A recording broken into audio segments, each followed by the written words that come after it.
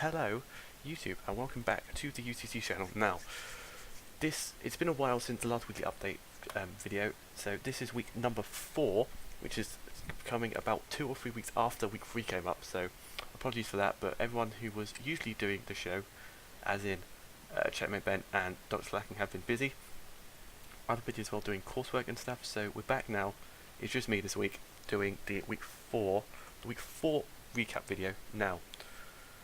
We've got 8 games to cover because we've got 2 catch-up games and 6 games from week 4 that need to be completed. As you can probably see, the game between the Skeleton Shamans and Lake District Spirits and the Blazing Knights and Scale Fluffies need to be completed. Also, quick to note, Lake District Spirits, unfortunately, Anthony and the Casting Cartana dropped out because he wasn't really enjoying League that well, so he dropped out. But we've replaced him with the Slacking Doctor himself, Dr. Slacking.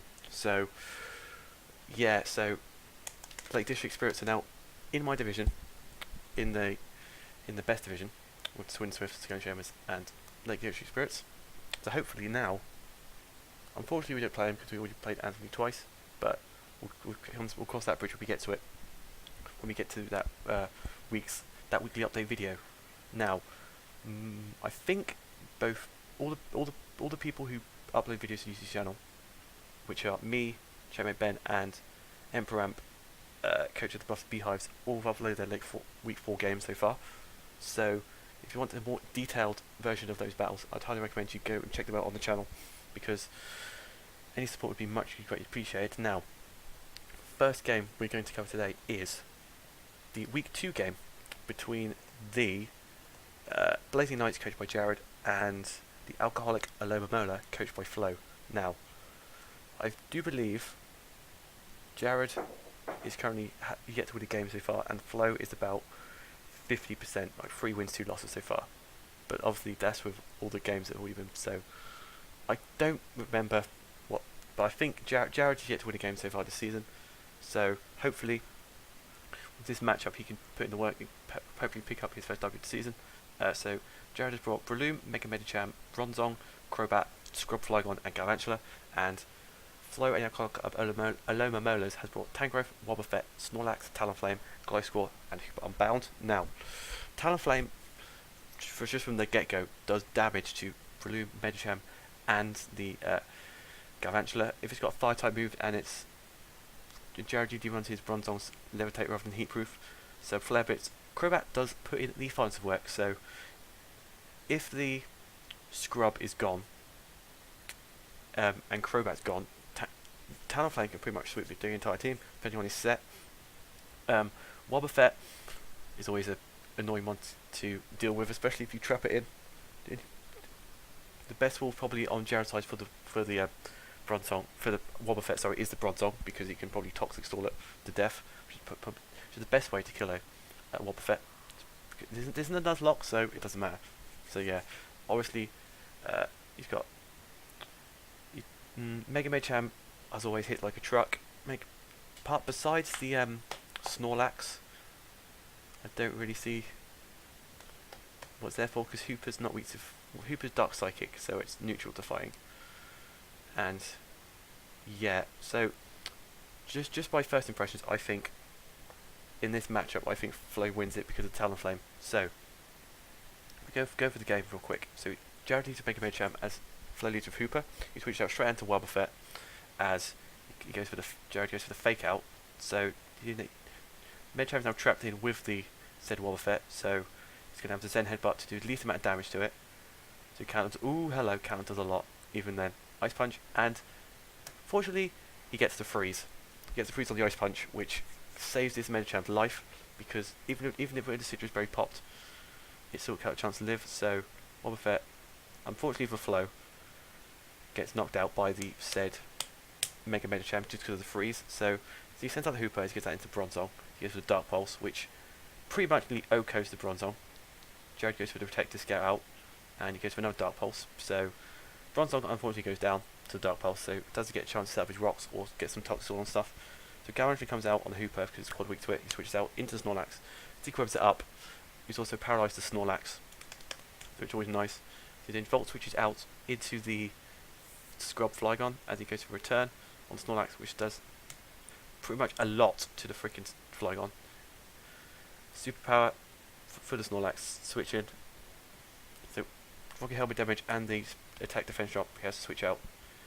Goes for knockoff, he switch out to Gliscor. The Crobat Brave Bird does nothing to this Gliscor, because Gliscor is a fat Mud Trucker. Crobat goes for the Taunt to prevent the Roost, which is a good plan on Jared's part, because that's what Gliscor like to do. He goes for the Earthquake on the Roost turn, so it's super effective. Good play by Flo there. So he switches out back into Flygon, taking another Earthquake, which he obviously happens. Gets that poison damage back to full health. Taunt has ended, so he can Outrage, and it does pretty much nothing to Gliscor as he goes to the default to get those Secret Whips away. And Flo can just roost up and stall out these Outrage turns, because it's only just barely doing over 50% each time, or just under 50%, sorry. And he heals up more than that for Roost plus Toxic Orb damage, so yeah. So he sends out Crobat as he puts up the Stealth Rocks, which pretty much, unless he's got defog on this thing, can put in the work against his team. Goes for the Taunt on the Talonflame as he goes for Brave Bird. Critical hit, down goes the Crobat. That goes at Flygon, who Talonflame should still outspeed. It doesn't stay in anyway. Goes at Tangrowth, Outrage. Dies to Rocky Helmet damage on the Tangrowth. So yeah, it's not very good for Jared at this point. So goes at the Hooper, predicting the Thunder Wave or whatnot, and he just blows his Hooper into another dimension. And now Z Talonflame pretty much sweeps the rest of his team, because Oko's the Galvantula, the Z-move. Brave Bird is quite effective, so that's going to drop like a freaking bat, and then Mensham will just die because it's a Tangrowth, because Rocky Helmet damage. So yeah, so Flo wins the Week 2 catch-up game 4-0. Like I said at the beginning, Talonflame put in most of the work because that got most of the kills in the game. Tangrowth put in his work as well, and obviously Gliscor as well for the defensive wall against the Flygon and the Flygon and the Crobat really. So yeah, so hopefully, I think Jared's next game after that was going to be against scary fluffy thingies. So hopefully, if that game gets played before week 5, we should be able to cover that. So hopefully he can get back to winning ways, because last season I do believe he finished 4th overall, which is much better than what I did with 6th place. So hopefully, I don't know if it's his draft or anything like that, not the way he's doing it as well as last season, but hey ho, that's just things happen, don't they? So let's move on to the second of the catch-up games, which is the game between, I think this is the next catch-up game, is it? No, it's not. That's the wrong game. It's this one. My bad. So the next catch-up game was Rob, Get Powerade, coached by Rob, who is currently, I think he's winning his group division. No, he's not. He's second in his group. He's playing the Anthony of the Carson Cartana, who battled in this game before Slacking joined in. So at this point, once again, like the last game, Anthony is yet to win a game so far, and Rob is second in his group with 4 wins and 2 losses. So judging by team matchups, Rob has brought Pseudo Rain with Smeagol, Haxorus and Hitmontop to boot, and Anthony's brought Darmanitan, Venomoth, Registeel, Dedenne, Hitmonchan and the Tyranitar. Now, judging by matchups, Darmanitan doesn't have a good matchup, to be honest, with 3 water types on the field, and with Pelipper, Rain, Flare Bits isn't doing as much damage to the Smeagol to Hitmontop, and if Hitmontop's Intimidate, that pretty much walls the Darmanitan for days. Registeel is probably there for bulkiness, but there's a Mega Swampert right there. I think that's his Mega. Let me just double check before I say be an idiot. Yeah, it is his Mega Swampert. So yeah, that's his Mega. So with the Rain, that should probably do much damage to that. He's prepared for the Mega Tyranitar to counteract his Rain, so that's a good play on Anthony's part, because I did the same thing with my Tyranitar against Sean, who also has a raid tip. We'll come to that in a bit. So yeah, hopefully it should be a good game, and we'll see who can come out on top. So Rob leads with Smeagol as Andy leads with Dedenne. Straight to sleep with the Spore and the Smeagol. He switches out into Darmanitan as Rob goes for Stealth Rocks. So U turns out, gets a crit on the Smeagol, which almost takes it, knocks it out, goes that into the Tyranitar. As Rob predicts that and goes for a Spore again. So yeah, and then Rob band passes into the Pelipper to get rid of it, get rid of the Sandstorm. Make Tyranitar asleep, so you switch out into Registeel, which resists, I do believe, most things this Pelipper wants to go for. So U turns out back into Juan Carlos, the Mega Swampert, as he goes for the Waterfall, which does exactly about 48%. So he goes for the Rocks, who scout the Earthquake for the Mega Swampert.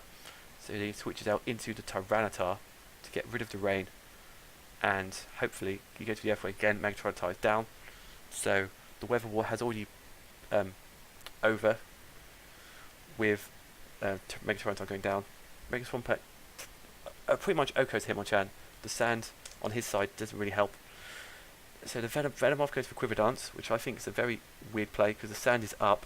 Even though he's Sash, the sand is up, so he'll just die anyway. So yeah. Tyranitar U turns out again, straight into Registeel as he goes for the Earthquake, which knocks out the Registeel. And then gets out to the Dedenne, who's asleep, who just goes for the Super Fang, misses the Super Fang, just goes for an Earthquake, knocks it out, and Earthquake will just knock out the Darmanitan. I do believe Flare Blitz, yep. And Earthquake should just knock this thing out, so yeah. So Rob picks up the 6-0 there, and pretty much did not send out Ludicolo, Haxorus, or the Hitmontop. So all it did was get up some Spores with the Smeagol, set up Rocks, and then set up the Rain, and then Swampert just swept because at this point Anthony's team was super weak to ground.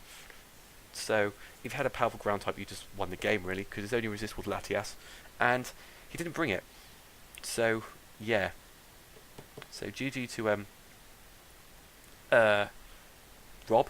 So Rob is doing well so far this season. Obviously, I think his only losses so far, I think he lost week 1 to, I think his only losses so far have been week 1 against the Beverly Mudsdale. So hopefully Rob finished, I can't remember where Rob finished last season. I think he finished 3rd. I think it was 3rd. I think he lost to Sean in the semis. I think he did. So anyway, so Rob should at least get playoffs, I think, because as it stands, he's more likely to go through into playoffs. So I think Rob will do well this season. Anthony obviously dropped out, so not really what I'm supposed to say about that, because I don't think, even if he did stay, I don't think he just enjoyed it, because he was still in school, he was different time zones and whatnot, he didn't have a chance to build or anything. He's new to League, so yeah. So that, anyway, unfortunately dropped out, but we've got Dr. Slacking now, so maybe, just maybe, I'm hinting at Slacking to upload his videos, but shh. So yeah, so anyway, next up, the actual first game of week 4 is going to be a group 3 match. It's a group 3 match between the Beverly Mudsdale and the Los Angeles Latias. Now, so far, there are, I think, at this point in the season, there's 2 coaches unbeaten, which are Beverly Mudsdale and the Michigan Mien Shell. Now, I think at this point, Ryan's only won 1 game, and that was against the Bluffton Beehives in week 1, I do believe. So hopefully, obviously, Jack's going in with this game with the most to with the pressure on, because he's unbeaten so far, so more likely to win, which he has done with his most powerful mons in Ash Greninja. Is it Ash Greninja? No, it's normal Greninja. He has normal Greninja, does he not? He does have normal Greninja. Normal Greninja, Mega Venusaur, Weavile, Skarmory, Guzzlord, and Ninjask, whereas Ryan has brought Excadrill, Rotom-Wash, Cresselia, Azumarill, Rampardos, and Whimsicott. Now, judging by matchups, Excadrill puts the work against the pretty much just the Weavile. And we've got Rock Slide putting the work against the Ninjask, obviously. Rotom puts the work against Skarmory and the Greninja. Cresselia he's got 2 dark types on his team, so Cresselia is going to be as good. Unless he's got Moonblast, but Weavile does outspeed and kill it. Guzzlord has all the HP in the world, so it should live a non-stab Moonblast from Cresselia and just kill with a Crunch or something. Maybe. No, Cresselia is fat because this is just a plug to GPC really on my channel, so go check it out in the description down below. AR, we got Cresselia, and in some training I calculated it could live a knockoff from a Mega Absol, so it should be able to live any hit from the Guzzlord and kill with 2 Moonblasts. If it's got a Beast Boost up or it's Choice Banded, that could be the issue with Cresselia.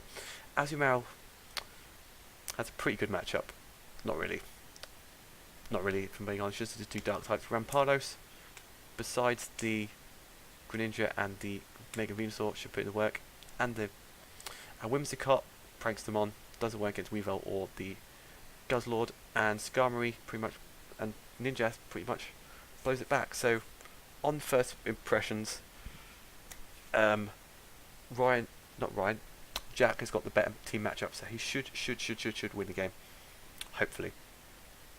But we'll wait and see, won't we? Because the game will begin in 3, 2, 1, go. So, Jack leads with your boy as he goes against the Quilted Northerner. The Quilted Northern, he goes for the Protective Scale, what his thing wants to do. He goes out into the Rotom Wash, which Aerialize does about 14% to it. So he goes out into Mega Venusaur as the Normal Venusaur at this point. It's his Voltage out to Whimsicott. Goes out into this thing, goes for Protect, to get out the Sludge Bomb, and he's probably going to go out into Excadrill or the Cresselia. Gets the Excadrill with Mold Breaker, goes for Sludge Bomb, it's immune, didn't want to risk early plays, goes straight back out into Cresselia, goes for the Giga Drain, probably Scout if he had Earthquake on this thing. So he's got Screens Cresselia, which is quite disgusting. So he goes into Guzzlord. As the toxic damage racks up on Cresselia, he goes out into Azumarill. He goes for the Sludge Wave, which does nothing. Repeat, nothing to Sludge Wave again. Azumarill with screens up. So at this point, he's just wasting his screen time by just switching out. Gives the Iron Head, which still does a lot of damage to Whimsicott. And that's a noise. Anyway, he goes for double Stealth Rocks. He's Encored into that. So he switches back into Cresselia. So he goes out into the Mega Venusaur. The toxic damage racks up on the Cresselia. Goes out into Poe. He goes for putting the Psychic, but goes for the Moonlight. Switches out back out into Rotom Wash. Goes to the Dark Pulse. Change to Dark type. Does solid 41%. Goes back out into Whimsicott. There's a lot of switching in this game, so rocks are being very crucial for Jack in this game. So Whimsicott lives on 1 HP because of Ryan not realising that Pranks did not work on Dark types anymore. So that pretty much, I don't know if that cost him the game or anything, but that was a very, I think if he knew that, he might have planned differently, I do believe. I think he put the wrong stun sport just to slow down, obviously, the Weavile and the Greninja, which both are immune to Prankster. So, gets them screens back up with Cresselia. Well, light screen, obviously, just the light screen. Let's go into Weavile, who just wrecks house and kills this Rotom Wash with a knockoff. Goes out into Rampardos. Goes out into Skarmory as he goes for the Rock Slide and does solid 40% to said Skarmory.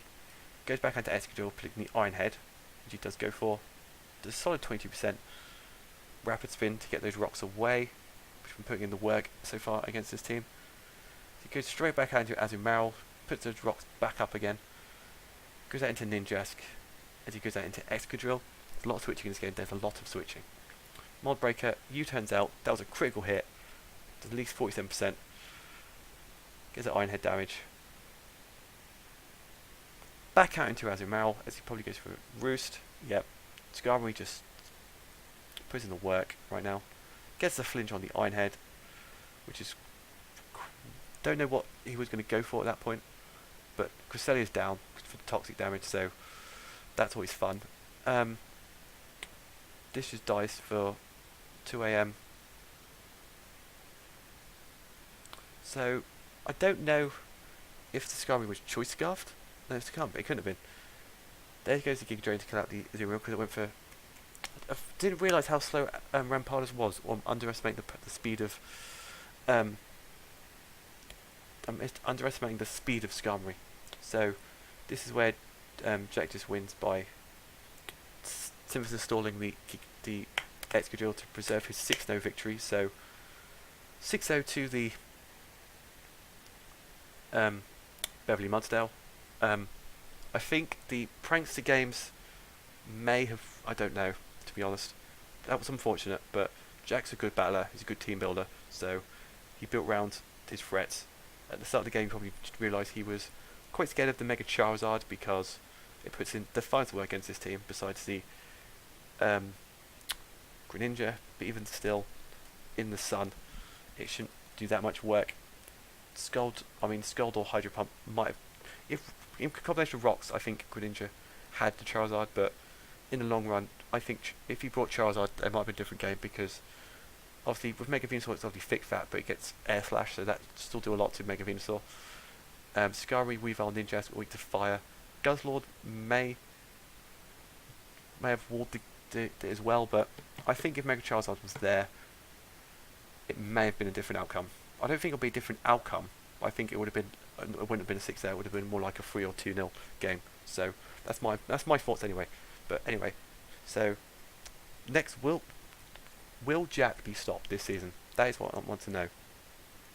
Because his next game is against Alan the Slowbros, which will be a good game because that's the next game being played. Hasn't officially been finished yet. So hopefully, when that game drops in week number 7, yeah, we're way back right now. So there may be a couple of double uploads to catch up on these weekly update videos. So stay tuned for that probably when that comes around. But anyway, next game we have the coach of the Alcoholic Aloma Molars, I do believe. Yes. In Flo versus the Canterbury Concorders, coached by Tony. Now, this is a Group 4 game, and so far, Tony is winning the group, and Flo is in second place. So, this game could probably may decide who comes out on top in this division, because so far, both been doing fantastic so far. I think Flo's lost 2 games and Anthony's 1, and Tony's lost 1. So, hopefully,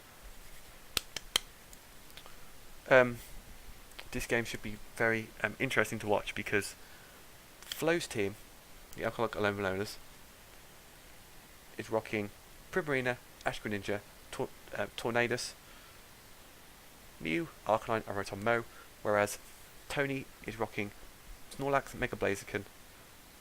I'm getting these wrong way around. Tony has the Primarina, Ash Greninja, Tornadus, Firion, Mew, Arcanine, Rotom Mow, and Flo has the Snorlax, Mega Blaziken, or the normal Blaziken. Is it normal Blaziken or Mega Blaziken? I think it's normal Blaziken, but it might Mega Blaziken.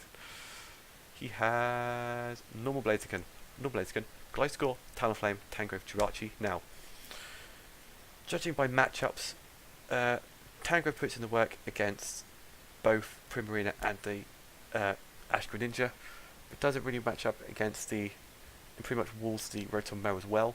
So, Tangrowth puts in kind of a bit of work besides the Tornadus and the Arcanine, but he has Gliscor for the Tornadus, and he has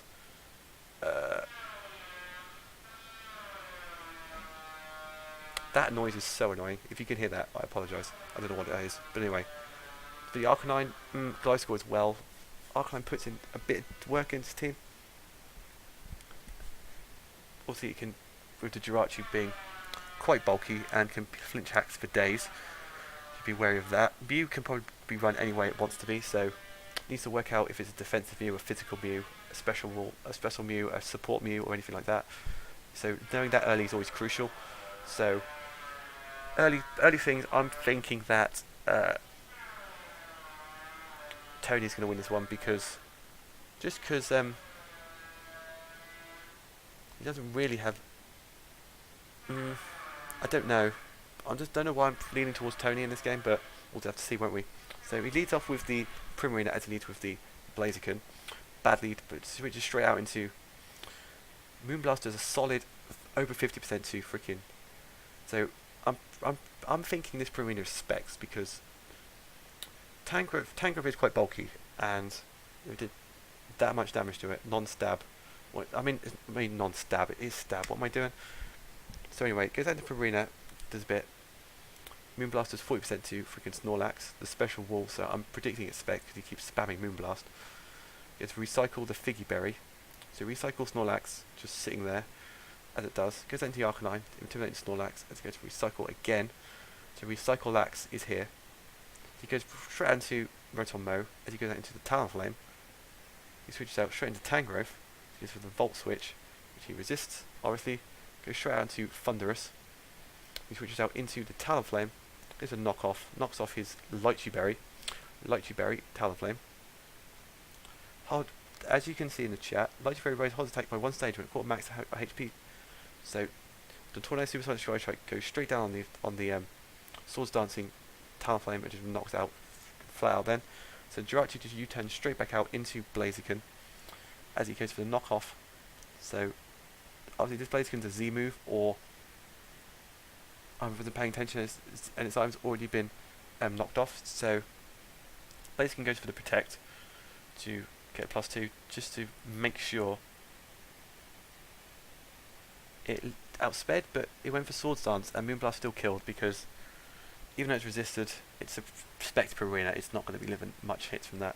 So U turns out from his Jirachi into the Gliscor on the Arcanine, because Arcanine I don't think gets anything apart from HP Ice obviously to touch this thing.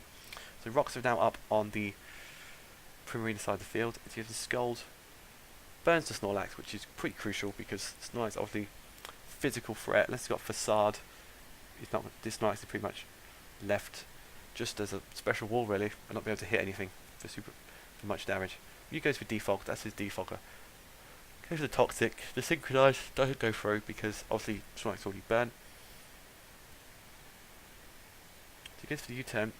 Lots of U-turns on this side of the field from Tony. So he does have Facade. So that burn doesn't make the useless. So now they just Rotom Mow and Jirachi just changed Choice Scarfs, which is hilarious. Switch goes U-turn straight back out into Gliscor on the Tornado switching, back out into Jirachi, taunts the Choice Scarf Jirachi, so goes for Iron Head, gets the flinch because it's a Jirachi. I don't know why he didn't stay in just Iron Head again. I don't know. Maybe I'm just not seeing the Arcanine off switch in there. But anyway, misses the Hydro Pump on the Tangrowth. Doesn't really make a difference because Tangrowth would have eaten that up. Tangrowth to the Rock Slide, predicting the Arcanine switching most probably, or the Tornadus. So Mew defogs those rocks away. He gives a knock off on the Mew, knocks off his lefties, racks up the toxic damage, switches back out into Choice Scarf Jirachi, U-turns out, back out into Tornadus, gives the Iron Head, U-turns out again. All the switches are happening right now. Goes out into Ash Greninja. There's Tangrowth, U-turn once again. This is mono U-turn right now. Mono U-turn, Hurricane. Ooh, Tangrowth barely lives, gets the confusion, and misses the Rock Slide, which is very unfortunate for Flow in this game.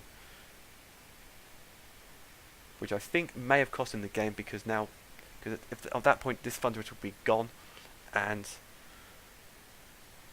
the Ice Punch from the Jirachi, Choice Scarf Jirachi, puts in the work. He gets back out into Ash Greninja, gets a crit on the frickin' Snorlax with Dark Pulse. But the Figgy Berry comes through, goes out into frickin' Rotom Mow, recycles back the berry, Volt Switches back out again, because he's Volt Switching forever, just switching in and out forever. Gets Facade, does solid 70% to Primarina. Hydro Pump, oof, that is definitely specs, because Snorlax is special wall, and Hydro Pump is doing about 2/3 to this thing. So Snorlax takes out the Primarina. He's probably got one more hit left in it. So he keeps it alive for some reason, Dark Pulse, because he doesn't want the Greninja to obviously transform into an Ash Greninja. So he just does it by sacking off Gliscor instead. So Battle Bond, Ash Greninja comes through onto the field. Healing Wish into the Snorlax, which is kind of a cool tech actually, because obviously it can EL these Dark Pulses to get the Figgy Berry off. Goes for the Facade. If he was still burnt, that would have killed. So that would have been nice. So recycled the berry, switch that into Tangrowth, here for the trick. So now it's a Soul Vested Rotom Mow, and now it's Choice Scarf Tangrowth. So this is the fastest Tangrowth in all the land. Goes to Giga Drain, which does nothing to Arcanine, obviously because of resisted hit. Go for the Morning Sun, and he locks in the Giga Drain. So yeah, I think this is game for Tony, because with Arcanine and Ash Greninja left, he can't beat both these Snorlax and the Tangrowth. So he just stalls out for as long as he can with Tangrowth and the Snorlax to see. Now that the Mew's got Roost, it can probably...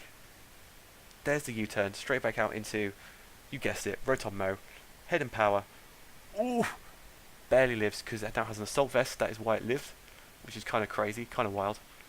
So the Figgy Berry back on the Snorlax, pretty much back to full health again. Gets that Dark Pulse, does a solid third, gets the flinch, which is very unfortunate because gets a double flinch because he obviously recycled then to get the Figgy Berry back and stalled out this Greninja. So now this is game because Dark Pulse, yep, gets another flinch on the Dark Pulse. So yeah, that is game to Tony and the Canterbury Conkelders. So GG.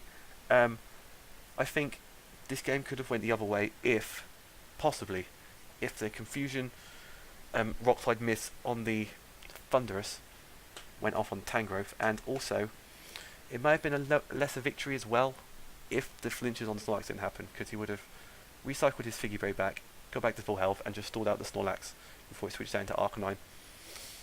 And then, maybe, he could have different outcomes to this game. So hopefully, when these teams play again in a few weeks' time, I say a few weeks' time, they play again in week 11, which is kind of a while away.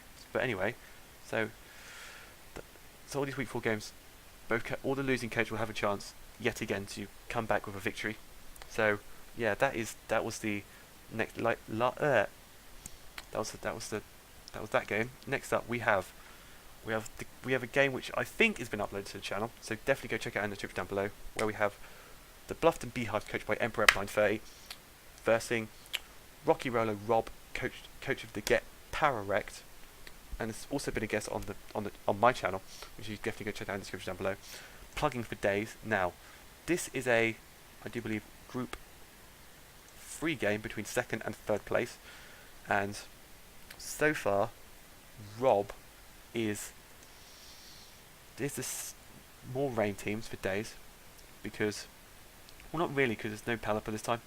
But anyway, Emperor Amp, Josh and the Bluffton Beehive, has brought Aurorus, Reuniclus, Mega Ampharos, Gramble, Donphan, and Incineroar, and Rob has brought Circuitry, Hooper, Celesteela, Florges, Hitmontop, and Swampert. As you can see, the combination of Florges and Celesteela is disgusting on Rob's part, because that's just bulk for days. Hitmontop can be bulky as well, and he's obviously got the Swampert, the Circuitry, and the Hooper to put in the work physical wise. Aurorus, if he can get his handy dandy rock polish up. Besides, I don't know what this Aurorus can do, because Rock Stab doesn't really touch most of his team, and Ice Stab doesn't as well, unless he's got Freeze Dry to hit the Swampert, and obviously Ice Beam won't hit the Celesteela, because Celesteela is only Defiant and Electric, so that's always unfortunate. Reuniclus, besides the Hooper, the Hitmontop doesn't really put in the work. Mega Ampharos just gets walled by the Circuitry pretty much, and the Swampert, unless the Mega Ampharos rocking Grass Knot or something. I don't know what it gets. It might have HP Grass. If it's got Grass Knot move, the Swampert just walls it. Gramble, Fairy type. Celesteela just doesn't appreciate. Yeah, because Gramble, besides Fire Fang, doesn't really have enough attack to deal out a non-stab hit to okay the Celesteela. Donphan, besides obviously the Circuitry, doesn't have a good matchup, because Florges gets Energy Ball, Swampert's obviously a Water type. Hitmontop gets the Elemental Punches, so nice, but you won't appreciate a nice punch from it. And Hooper hits like a truck and starting to Earthquake, and Incineroar obviously doesn't appreciate the Hitmontop, the Swampert, or the Florges. So yeah, so from first impression yet again, I think Rob's going to win this game because I don't think he's got, besides the Incineroar and the Mega Ampharos, which both get walled by the Swampert in combination, and the Florges and the Swampert, I don't think, unless he can kill this Florges and Swampert early and keep Ampharos and Incineroar round, I don't think he can really take on the Celesteela that well. So that's why I'm banking. I'm not banking. I think, first impressions wise, I think Rob's going to win this game. So, lead is Unicus Swampert as he goes straight into B Hooper, as he goes for the Trick Room, which is very interesting tech on Josh's part. Because when I watched his preview of the video, he said he brought a Trick Room team. I thought, yeah, because Rob's team is kind of Swift Swim team, so I understand why he did it. And then he didn't bring the speed in the first place, because besides the circuitry, his team's not exactly that fast. I think Hooper's base like 80 or something. But besides that, Florges, Celesteela, Swampert, and him on top are quite slow. So he gets the Iron Head on the Incineroar for the Florges, obviously. Switches out into the Reuniclus as he Mega Evolves, gets them rocks up. Switches out into Celesteela, gets out into Donphan. Okay. Interesting play. Heavy Slam does a bit of damage to the Celesteela. So you're going to go Leech Seed. There you go. There's the annoying Celesteela stat with Leech Seed protects. So he switches out into the Reuniclus as he goes for another Leech Seed, which, because it's Magic Guard, does not get affected, but Heavy Slam still does a chunk to frickin' Reuniclus. So predicting the he got over predicted there, because predicting you go into Florges or something. Cotton Guard, Mega Ampharos. That was beautiful. The HP Grass. Shout out to Josh. That was a fantastic play. Unfortunately, it doesn't pay off because this circuitry pretty much just switches it back out again with Dazzling Gleam. Pretty much only OHKOing the Mega Ampharos as he goes for the Thunder on the Audrey, predicting the rain, obviously planning for the rain, so he brought Thunder on the Aurorus just to deal with the probably most likely the Pelipper switches into it if you did bring it. But Florges is now on the field with a Wish Up, fall back to full health, goes for Wish again as he goes for the Recover. Hail ends as he goes out into Hooper, goes for the Trick Room, but Hooper is now back to pretty much most likely full health. Going to Celesteela, which is probably the scariest mon, the most disgusting one ever to play. Heavy Slam, even at -1, still the OHKOs is Gramble. So Gramble's not that good of a mon, if I'm being honest. There is the said Hitmontop, which still does a lot to a Reuniclus, being it resisted. So go out to Celesteela, let's go for the Side Shock, which does nothing to Celesteela. This is why Celesteela is so annoying and deserves to be banned from all competitions ever. It's just so disgustingly awful to kill. But anyway, that's just my opinion anyway. But anyway, Celesteela is still here. Goes for the Protect as he goes for the Thunder, yet again on the Mega Ampharos. Switch out into Hooper, goes for the Thunder. This Hooper has to be Assault Vest. Ooh, if he landed that Thunder, that would have been good. But unfortunately, he risked the lack of Thunder. He risked the Thunder to OHKO because it's probably the best way he could have done, and he obviously brought Thunder because he was expecting rain. It wasn't rain, so it is more likely to miss, obviously. So that was unfortunate, because if that went through, maybe Mega Ampharos could have done something in this game, but I don't think he could have done. Maybe Trick Room was up. So Gramble, thanks to Hitmontop's Life Orb, goes down. Circuitry goes for Thunderbolt. A lot. Thunderbolt. Down goes for Reuniclus. There goes the +1. Going to Donphan. Has to switch out because Circuitry is obviously going to be choiced Scarfed, most probably. If I had money on it, I'd swear it would have been choice Scarfed. Now Incineroar's seeded. He's going to protect. He gets Flare Blitz. Down goes Incineroar to the Celesteela by Leech Seed Stall, because that's what Celesteela likes to go for. Heavy Slam knocks out this thing. Heavy Slam knocks out the rest of his mons, and I think that's game for Rob. Because even at +1, this thing OHKOs the Gramble, and the Donphan can't really touch it. Especially now it's got +2 defense, and even at -1, Heavy Slam should be a 2k on the thing. We go for Legacy instead. My goodness, why am I yawning? I don't even know. But anyway, this is the Earthquake, which is nothing to this thing. Knock off. So with the Leech Seed games, this is game for Rob, because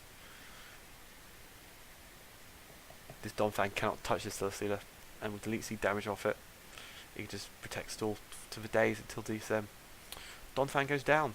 So yeah, that was the latest game of the UCC. So I think it was a good build on. I think the team building on Amp side was good, but unfortunately, for his part, he was predicting the Swift Swim Rain Ludicolo Mega Swampert tech, which is why he brought the mons he did to trick Room to underspeed them, but Rob just didn't decide to bring it, so unfortunately it didn't pay off. But hopefully when they battle again, maybe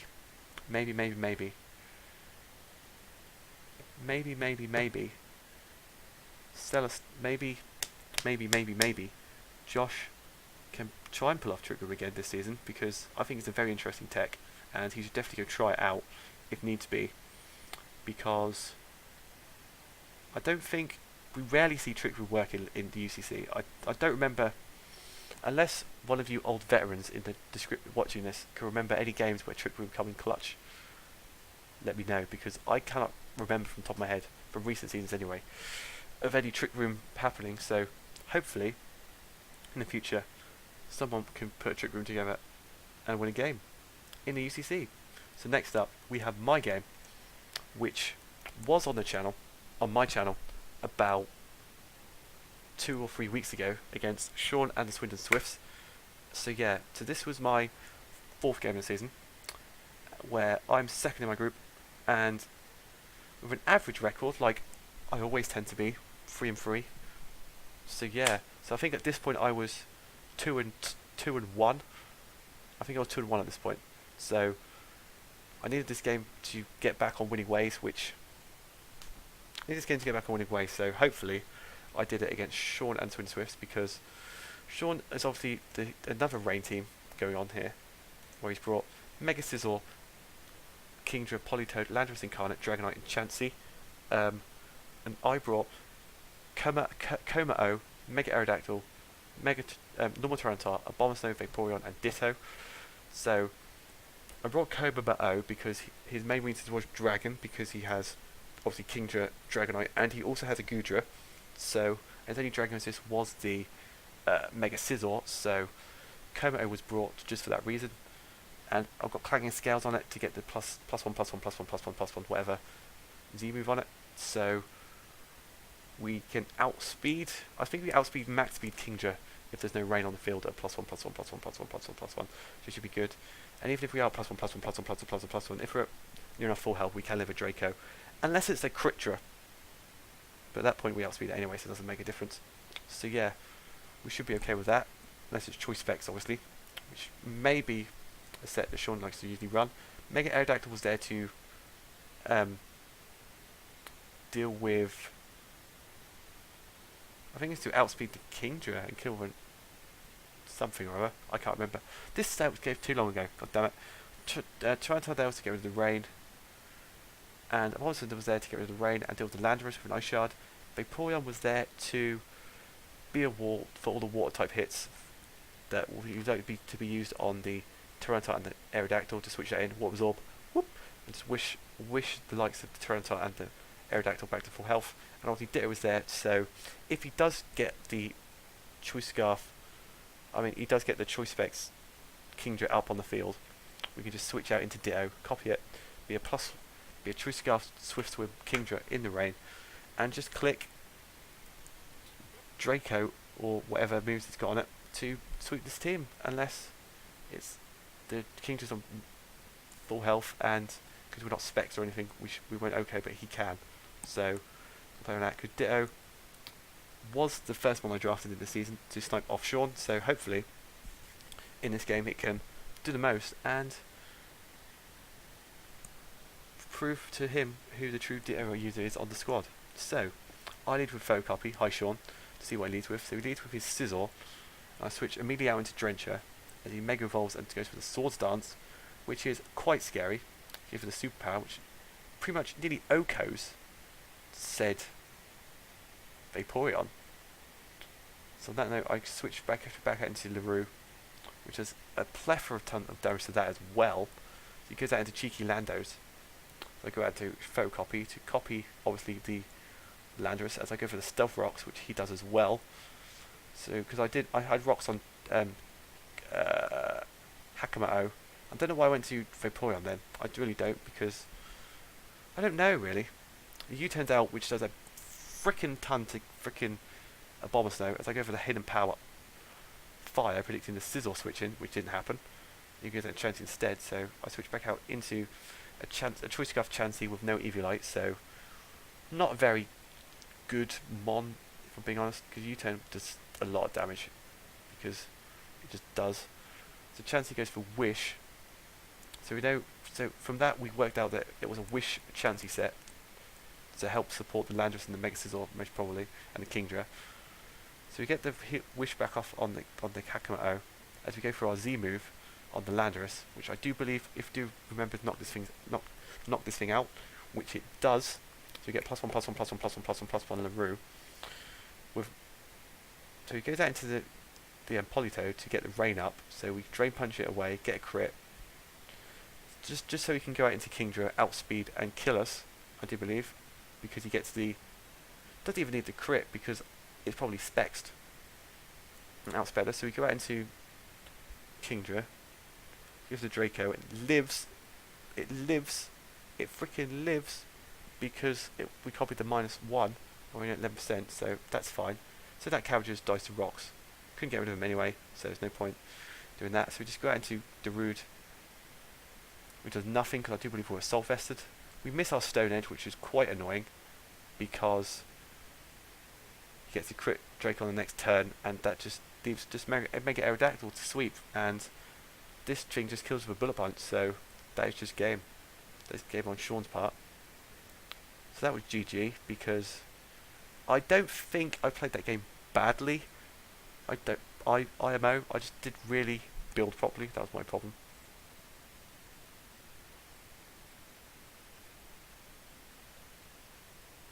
So yeah, that was that game. So if you want that game in more detail, I highly recommend you go out and check my channel to work out, to figure out why, to tell me off for why I brought these sets and why I didn't bring my Bucephalon, because there was too much war, so I didn't bring Bucephalon. That was the only reason.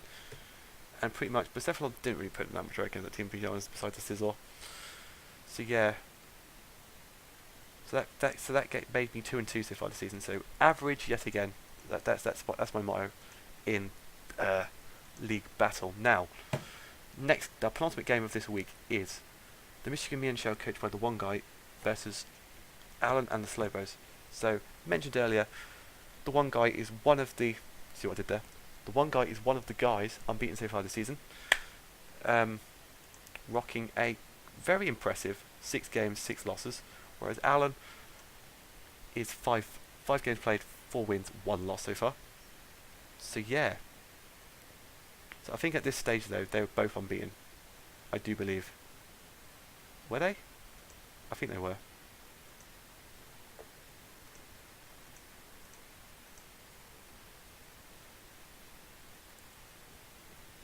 Yeah, they were. They were both unbeaten at this stage, so it's a very important game because both in the same group, both in Division 1, both fighting for first place, and both undefeated. So, one guy brought Tapu Lele, Alola, Nidoking, Thunderous, Furion, who's been wrecking lives so far this season, Kieran Black, my boy from GPC, and Megalopody, whereas Alan has brought Porygon Z, Tapu Koko, Slowking, Bisharp, Mega Pinsir, and Nidoqueen, so it's better than Nidos. judging by matchup, Tapu Lele doesn't match up well against the Pinsir or the Bishop. Marowak doesn't really match up against the Queen or the PZ. Nidoking just puts in the work against his whole team pretty much. Besides, yeah, Nidoking, sorry, puts in the work against his team because besides the Slowking, it puts in the finest work, but it does get Thunderbolt and whatnot, so should be okay with that. Thunderous has been wrecking lives for everyone this season. His only resist to it is the Nidoqueen, which is obviously immunity, but the likes of Tapu Lele and Kyurem Black in the back, you can easily deal with that Nidoqueen very easily. And last one is Megalopony. Outspeeds, I think, all of his team, besides... Yeah, Megalopony speeds out to his team, but a quick attack from Mega Pinsir will knock this thing out because obviously it's a fight type weak to it. Megalopony isn't the bulkiest of all mons. Mega Pinsir is quite attacky. That should be okay. So yeah, Tapu Koko doesn't really, with 2 immunities on that side, 3 immunities possibly. If Thunderous is the Volt Absorb set, which I do think it is, Marowak gets Lightning Rod, and Nidoking obviously ground type. Not a very good matchup. Bishop, I gather, is there for the Kyurem and the Tapu Lele. Mega Pinsir is there obviously for the Lops and the Tapu Lele. Nidoqueen puts in the finest work besides the Tapu Lele. Why am I so tired? Whatever. And Porygon Z is there just to get, if it can get an Omni Boost and go into a ghost, a specific type and just wreck life with it, maybe it can be pulled off. So yeah. So early days, I'm putting my money on the Nidoqueen and the Thunderous to just Nidoking and the Thunderous to work out for the wild guy. So he leads with not a very good lead as he goes for the Focus Miss, outspeeds, and just wrecks this Bishop's life turn 1. So that just, yeah, goes out into Mega Pinsir. It's the Marowak, goes for Return. It's a flying type, so it does hit the Marowak.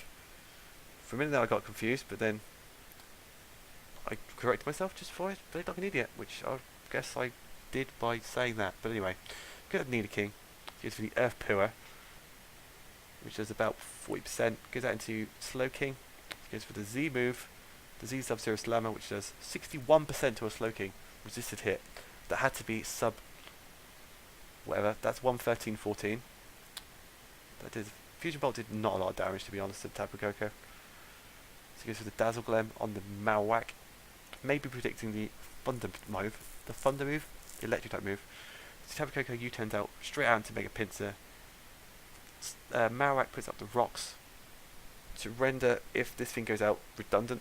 So he burns it and he can't switch it back in again because it loses 50% to rocks, but that's fine because it takes out the Marowak.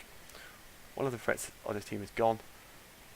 Now, Quick Attack does not kill. It does not kill the Megalops because it's burnt. Doesn't even go for it, just goes for the return, lives the hit, goes for the Rock Tomb, predicting him to switch out probably into Thunderous, but doesn't, just stays in because you know he can live the hit from a burnt one. Well, I hope it does. Otherwise, that was a risky play by the one guy's part. He Volt switches out, switches straight back into Nidoking. Switch out to Slowking. The power of the battle of the kings right now. Switches out into Ben. Goes for the Scold. Solid damage. It's a 2-ko. That's resisted hit. Dragon Tail outs the Thunderous into the Megalopony. As he goes out into Nidoqueen, this goes for the Fake Out, which is a solid 20%. And then Return, just pretty much nearly OHKOs it. Goes for the Ice Beam, doesn't do a lot of damage. Megalopony just wrecks house now and kills that thing. Slowking hits the field. Goes out into Kyurem Black. So it goes straight out to Koko. I reckon he's going to switch out into King right now. Nidoking. No, he turns out. Okay. This is Slowking. Oh my god. Gives the Iron Head, which does nothing to Slowking. Fusion Bolt in the electric terrain definitely knocks out the Slowbro. Slowking. Goes out to Tapu Koko. He goes out to Arthur. Gets the Dazzle Gleam. I don't think Tapu Koko gets anything to touch the said Nidoking, so Sludge Wave just OHKOs it. And last but not least, Porygon Z just gets direct to a crit Sludge Wave from Nidoking. So yeah, 5-0 victory. That was a very I think the burning the Mega Pincer and the Bishop going turn 1 was very, I think, turning points in the game, because obviously Bishop would have put in the work if we missed a focus miss or he switched out, because Bishop puts in the work against QM. But he puts in the work against QM against QM, yeah, just QM. So that would have been nice as well to deal with that. And the burn on Mega Pincer, if that thing was alive and had quick attack, maybe it could have put in some more work than it did. They got 1 kill, I think, on Marowak. But yeah, besides that, I think that's a good game by the one guy.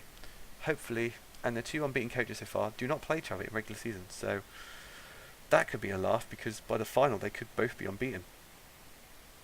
That's kind of wild. But anyway, we have one more game to cover this week, which is, last but not least, we have the Battle of the Bens. We have the Twickenham Persimmon coached by Ben versus Rapid Stunfisk Epidemic coached by Ben. So, Ben, the first Ben, has brought Celebi, Mega Altaria, Mammothswine, Tentacle, Frizion and Magina. This Ben I think has uploaded this battle to the UCC channel, if I do recall, so you definitely should go check that out if you have not already, if it's even there. And Ben has brought Terrakion, Fortress, Kamala, Charizard, Naganadel and Clefable. So judging by matchups, Celebi puts in the work against Terrakion and the Naganadel. Mega Altaria puts in the work against Naganadel. That's about it. And Terrakion, I'm sorry. Mammothswine puts in the work against the Naganadel. Tentacle puts in the work against the Terrakion and Charizard. Frizion puts in the work against the Terrakion and Kamala. And Magina puts in the work against the Naganadel and the Clefable. So, judging by these matchups, Ben's a good battler. The other Ben is just restarting League, so isn't as good as he was back in the day. I say back in the day of like what? A year, probably about a year ago, I would say. Having not touched Ultra Sun, Ultra Moon, and not knowing what Naganadel does, may be an issue for him. But anyway, Naganadel should, if Magina is down, I think Naganadel can put in the work against this team, depending on what coverage it gets. Because I'm still new with Naganadel, not used it besides a couple of times on random battles on Showdown.